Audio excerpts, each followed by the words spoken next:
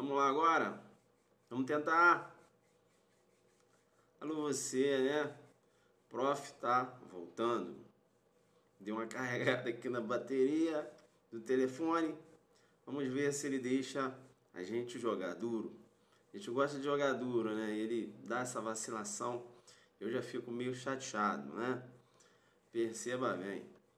Alô você, convida os amigos. Convida os amigos. Crime do colarinho verde. Convida os amigos. É isso aí, convidando os amigos, né? Sempre muito importante. Manaus na área. Alô você. Natal na área. A galera tá na área, né? Alô Felipe. Adelante, moleque. Ah, bacana.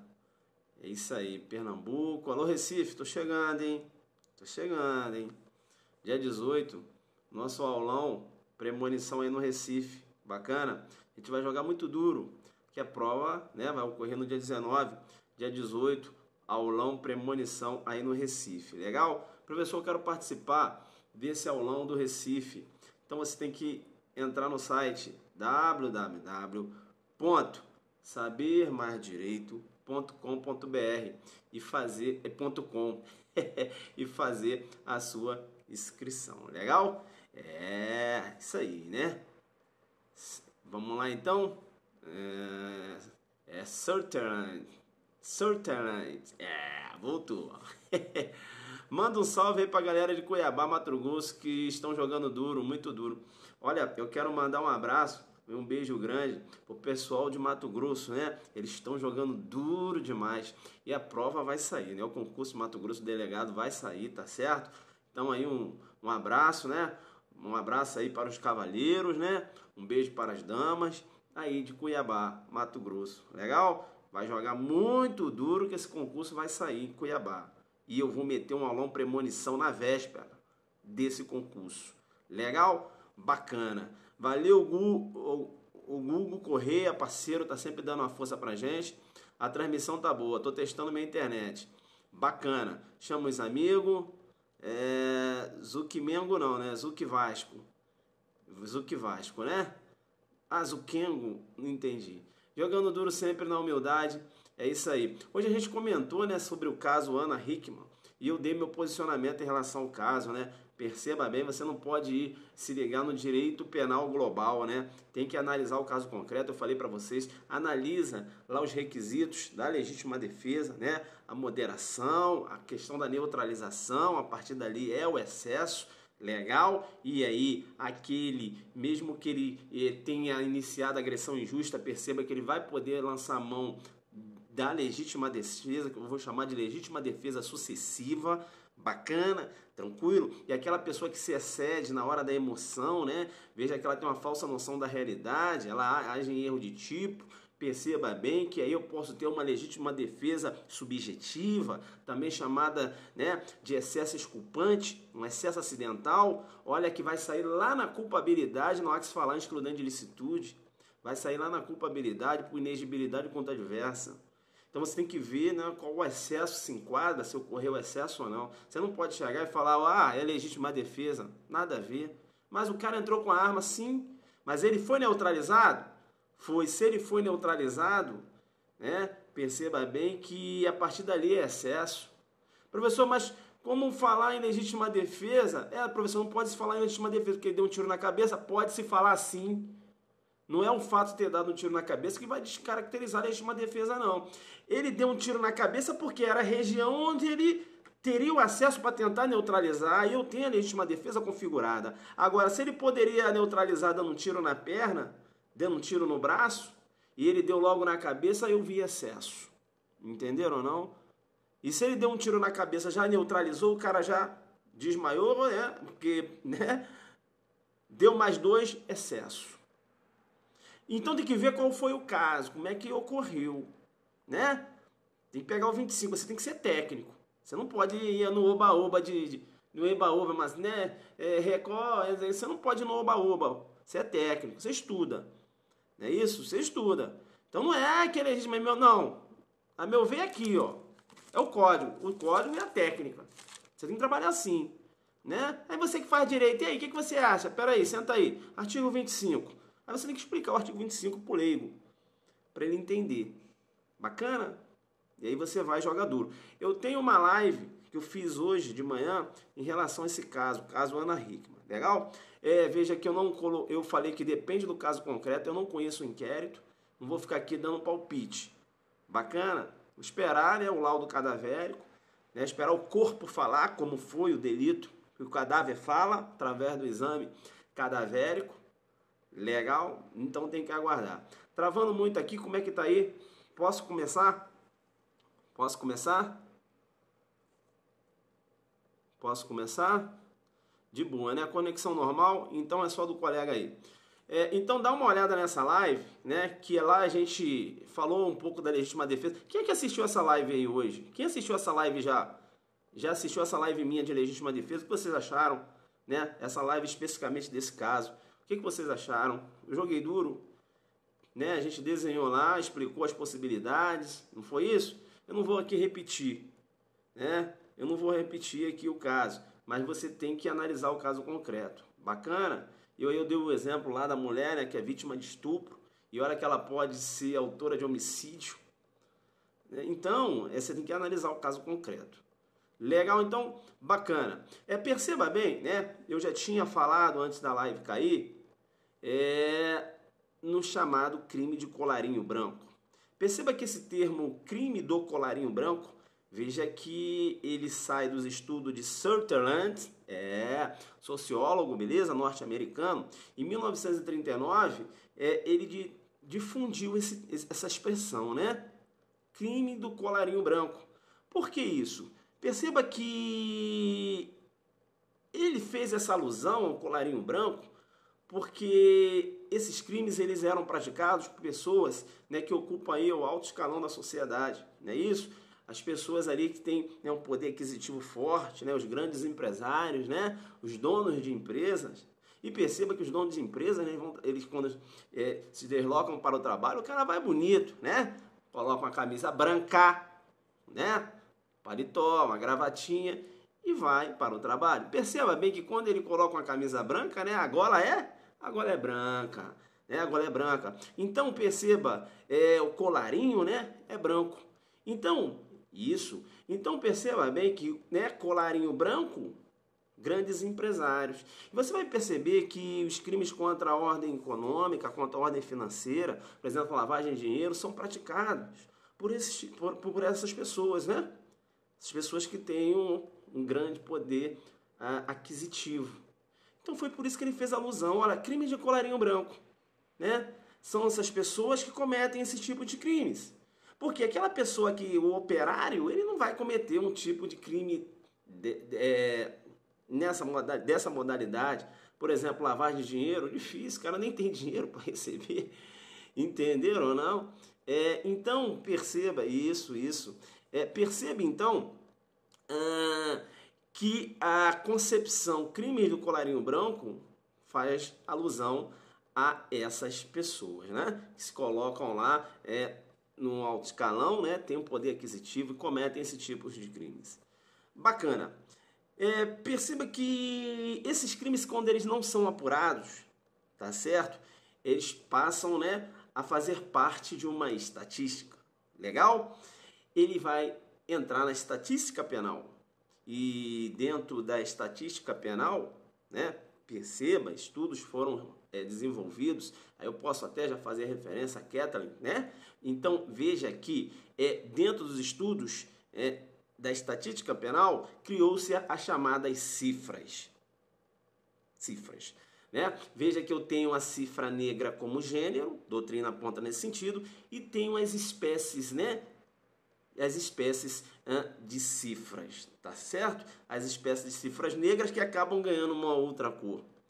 Então, no que se refere aos crimes de colarinho branco, os crimes aí que não são apurados, né? Que você vê a impunidade que entra nas cifras, veja que esses crimes eles estão ligados às cifras chamadas de douradas. Legal? Cifras douradas têm íntima ligação com os crimes de colarinho branco.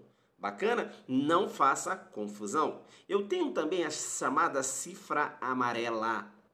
Cifra amarela. Mas a cifra amarela nada tem a ver com a dourada. Nada tem a ver com a dourada. Perceba bem que a cifra amarela, ela faz alusão, tá, aos crimes praticados por funcionários públicos. Beleza? Veja que é mais ligado àquela violência policial. Beleza? Cifras amarelas. Violência policial, né? Que não é apurada, que não é investigada. Eu tenho aí as chamadas cifras amarelas. Beleza? As torturas que ocorrem, né? Por parte do poder público não são investigadas. Entra nas estatísticas, né? Cifras amarelas. Entra nas estatísticas, muitas vezes a vítima não quer levar o fato, né? Tem medo do policial. Entra lá nas cifras amarelas. Legal? É bacana.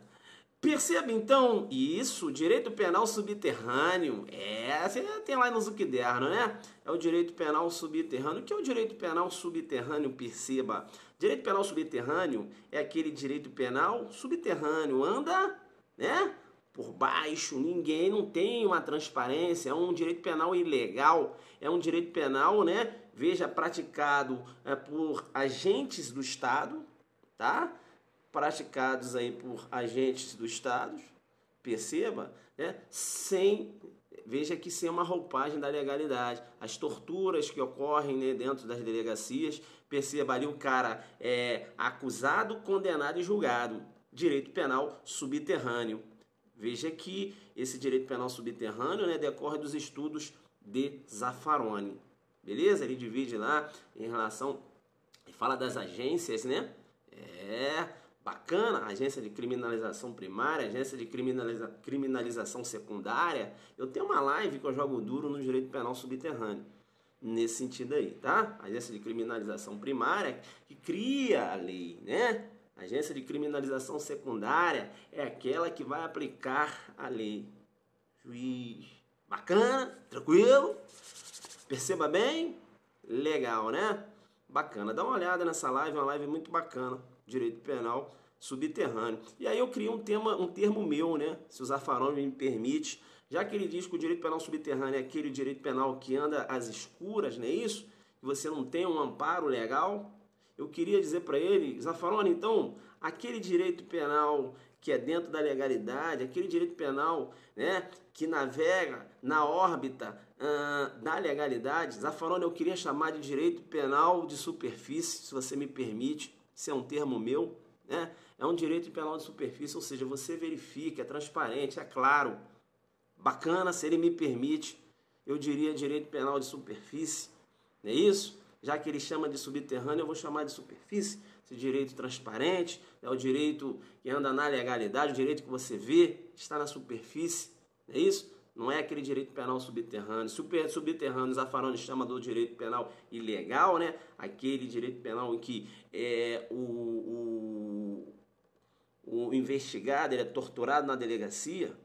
Eu quero dizer para ele, então, aquele direito penal que ele tem os seus direitos e garantias individuais na delegacia, né? O respeito ali à sua integridade física. Eu quero dizer para ele, Zaffaroni, se você me permite, chama esse direito penal de superfície, para a gente fazer né?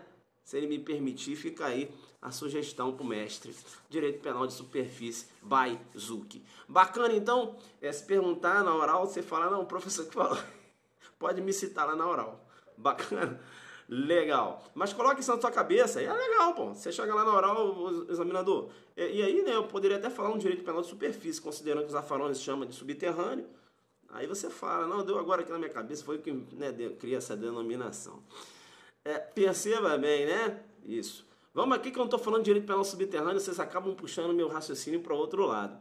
Bacana, linkei, a gente comentou um pouquinho, depois dá uma estudada lá, direito penal subterrâneo, eu falo das agências de criminalização primária e secundária, isso aí veja que essa visão de agências vem dos estudos de Zaffaroni, depois você dá uma olhada lá. Beleza, aí eu falei das cifras amarelas, né? As cifras amarelas que eu linkei com direito penal subterrâneo, ficou legal. Cifras amarelas são aquelas que são as cifras amarelas, né? Não são torturas que ocorrem na delegacia, que não são apuradas, não é isso? Veja que são crimes praticados por agentes do Estado que não são apurados, entram na cifra. Beleza? Prof, está vendendo o Zucderno? O Zucderno, ele não é vendido, né? O Zucderno, ele é feito por cada aluno, né? Aí fazendo as suas anotações. Eu mesmo não tenho, não é isso? Eu não tenho um Zucderno, eu falo tanta coisa, estou falando desde janeiro.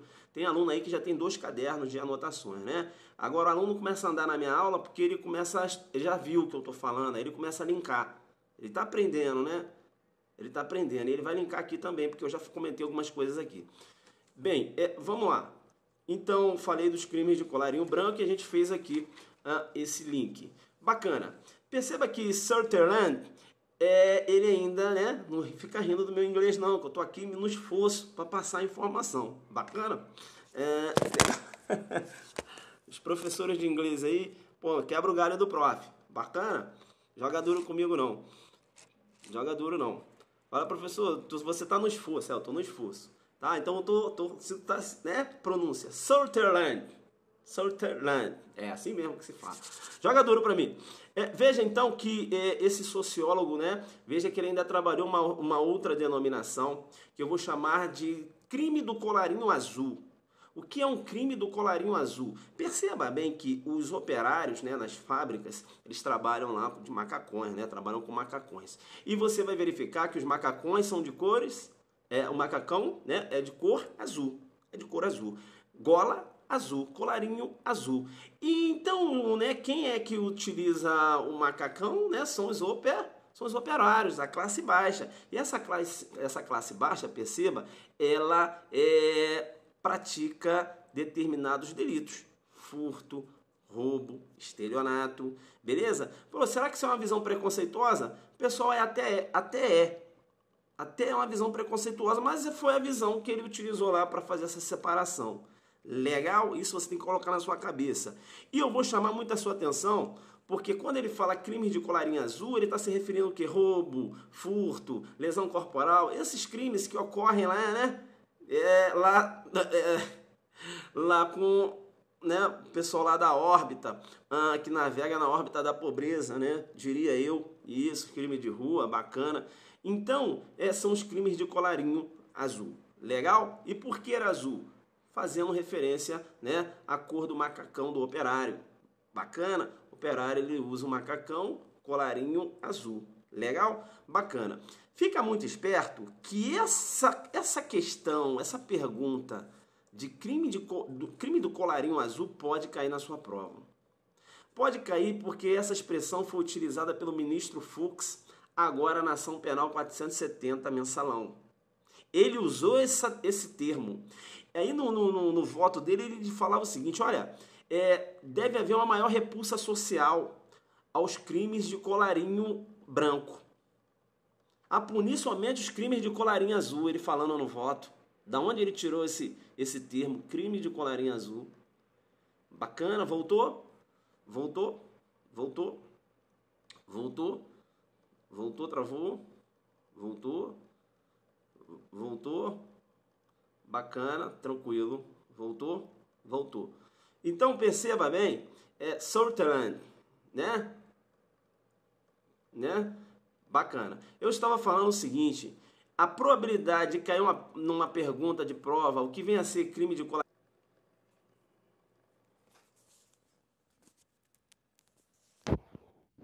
Tá dando para acompanhar aí? Tá dando para acompanhar? Vamos lá. Que agora essa bateria. Vamos lá então.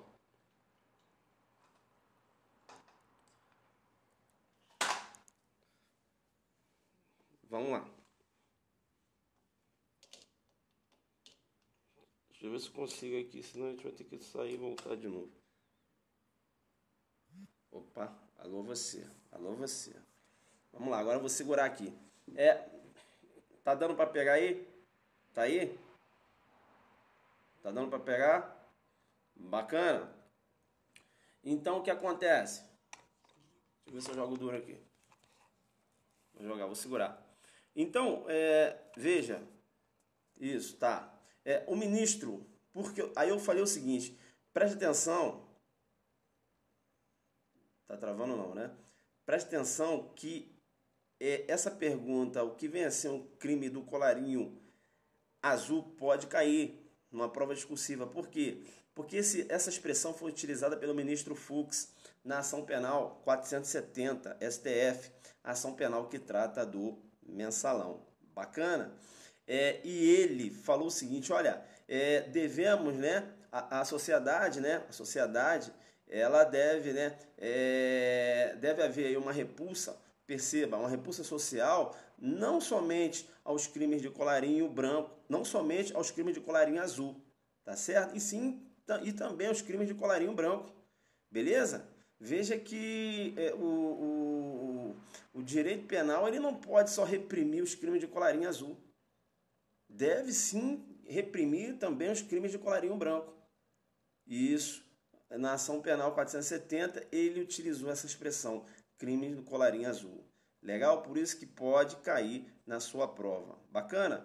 Tá. Esses crimes de colarinho azul, perceba que não são investigados, né? Veja que o autor não é punido, eles acabam também entrando nas cifras. Legal? Veja que os crimes de colarinho azul, eles entram nas cifras negras. Legal? Entra lá na estatística, entra nas cifras negras. Bacana? Crimes de colarinho azul. Bacana? Tranquilo. Cifra negras faz ligação direta com crime de colarinho azul. Legal? Bacana. O que acontece, né? O que acontece? Agora, depois que eu fiz esse desenho, eu tenho que falar para vocês o seguinte. Perceba que vem alguns textos jurídicos, tá? Alguns doutrinadores vêm fazendo referência agora aos chamados crimes de colarinho verde. E aqui você tem que ficar muito esperto. Por quê? Veja que essa expressão ela não sai lá de Sutherland, não sai dele, bacana. Essa criação de crime de colarinho verde, perceba, alguns doutrinadores vêm fazendo referência àquelas empresas que vêm cometendo crimes ambientais. Bacana? Esses crimes ambientais, desmatamento, não é isso? Veja, construções sem uma licença ambiental, bacana? Então, está se criando essa denominação ao crime de colarinho verde, fazendo referência aos crimes ambientais, essas empresas que cometem crimes ambientais. Tá, o que eu vou chamar a sua atenção? Eu vou chamar a sua atenção porque isso pode fazer um pouco de confusão na sua cabeça. Porque se você seguir a sistemática de Sutherland, você vai verificar que hoje existe nas empresas os chamados empregos de colarinho verde. Empregos de colarinho verde. O que vem a ser, né, os denominados empregos de colarinho verde? As empresas hoje, elas mantêm no seu corpo, tá, um quadro de funcionários habilitados com conhecimento, né, do meio ambiente. Aquela empresa hoje ecologicamente correta, né? A empresa hoje que tem aí uma empresa que é autossustentável, não é isso? Veja que essas empresas, hoje você tem, né, quadros de funcionários que trabalham só com a questão do meio ambiente, beleza? A preservação do meio ambiente. E esses funcionários são chamados de colarinho verde. E por isso que eu chamo a sua atenção. Tá? Esses funcionários são chamados de colarinho verde. Nos Estados Unidos, por exemplo, eles recebem uma denominação de colarinho verde. Eles ficam ali entre o colarinho azul e o colarinho branco. São os denominados colarinho verde. Mas quando eu falo de crime do colarinho verde, eu tô fazendo referência, na verdade, são as empresas que cometem crimes ambientais e não esses funcionários. Porque pelo raciocínio de Sutherland, veja que seriam esses funcionários, né, que estariam aí cometendo crimes ambientais. Beleza? Aí você tem que ficar ligado, porque aí foge um pouco dessa sistemática. Legal? Hoje eu tenho os chamados colarinhos verdes. Veja que o colarinho verde, né, funcionário colarinho verde, é aquele que trabalha na empresa, trabalha na parte de... lá na parte ambiental, né? um quadro de funcionários com habilitação, né, no meio ambiente, não é isso? No sentido aí da empresa desenvolver suas atividades sem, né, veja, sem ofender, né, sem aí causar danos ao meio ambiente. Bacana, tá? Então fica ligado. Bem, então crime do colarinho verde, tá? Você vai visualizar muito isso, esse termo, fazendo referência a essas empresas que cometem crimes ambientais. Bacana? Desmatamento. Tem na Bahia agora uma empresa lá de celulose. Perceba, inclusive o Ministério Público entrou lá com uma ação porque eles conseguiram um licenciamento. Aí acho que ocorreu, me parece, não tenho certeza, nem vou falar o nome da empresa, mas me parece que ocorreu lá um lance de corrupção, né, no licenciamento para essa empresa, Pontinho Celulose, lá da Bahia, perceba. Então ela na verdade comete diversos crimes ambientais, né? Então comete diversos crimes de colarinho verde, diversos crimes do colarinho verde, né? Então fica esperto nesse termo. Eu acho difícil o examinador perguntar o que vem a ser um crime do colarinho verde, né? Porque isso ainda tá, essa expressão é uma expressão nova, né? Eu acho que ele vai perguntar mais o que é um crime do colarinho azul.